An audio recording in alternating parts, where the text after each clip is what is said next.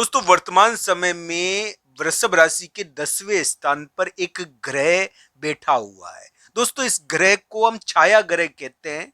ये बहुत ताकतवर होता है। दोस्तों वृषभ राशि का 10वां स्थान घड़े का कारक है, यानी कि इस समय वृषभ राशि के 10वें स्थान पर जो राहु बैठा हुआ है वो एक घड़े को बताता है, घड़े को घेर कर बैठा हुआ है।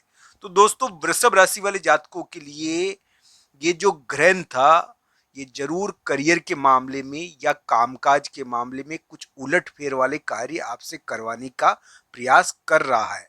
तो दोस्तों ये ध्यान रखना चाहिए, वृषभ राशि के करियर में कामकाज में कुछ विचित्र प्रकार के कार्य ऐड हुए हैं।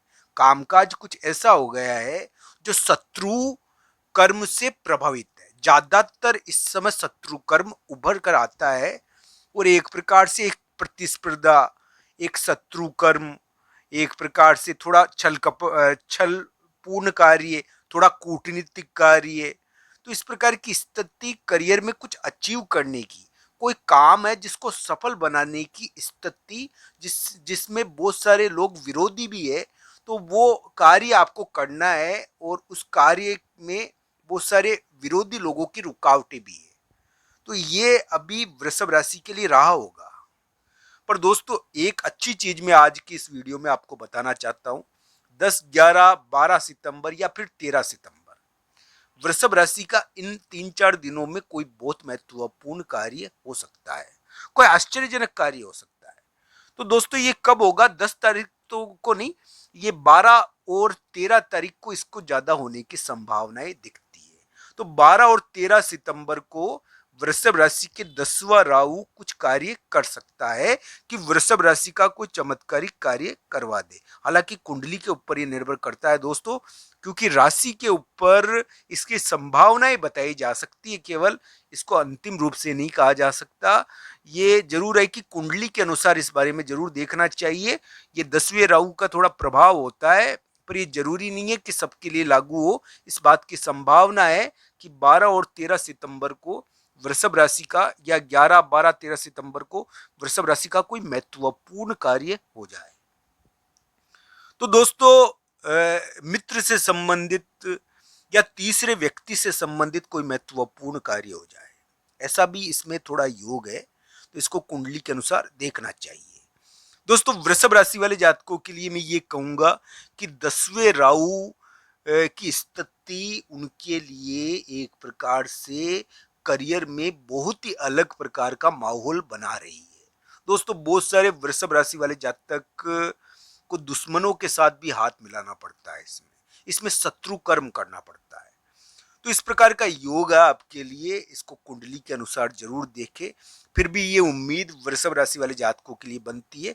बहुत सारे वृषभ राशि वाले जातकों के लिए तलाक के केस भी है, ये नहीं कहूंगा, पर तलाक के केस और डिवोर्स के केस ये जो चल रहे हैं ना, यानी कि तलाक और ये वाली स्थितियां, ये उनके लिए उभर कर आई है अभी के समय में जिनकी कुंडली में 7वां स्थान पीड़ित है।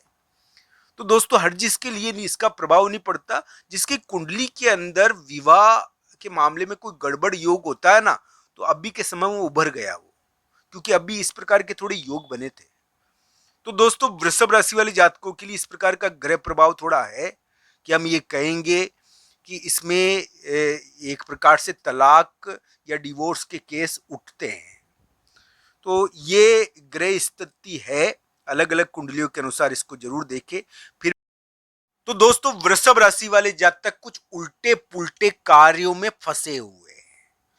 इस प्रकार के कार्य है जो शत्रुओं वाले ज्यादा है, जिसमें थोड़ा सा यानी कि घुमावदार पेच ज्यादा है। तो इस प्रकार के कार्य अचानक आपके करियर को प्रभावित करे होंगे, आपके कामकाज को प्रभावित करे होंगे, क्योंकि 10वें स्थान पर आपके ग्रहण पड़ गया। तो दोस्तों इस प्रकार का योग है आपकी कुंडली के अंदर।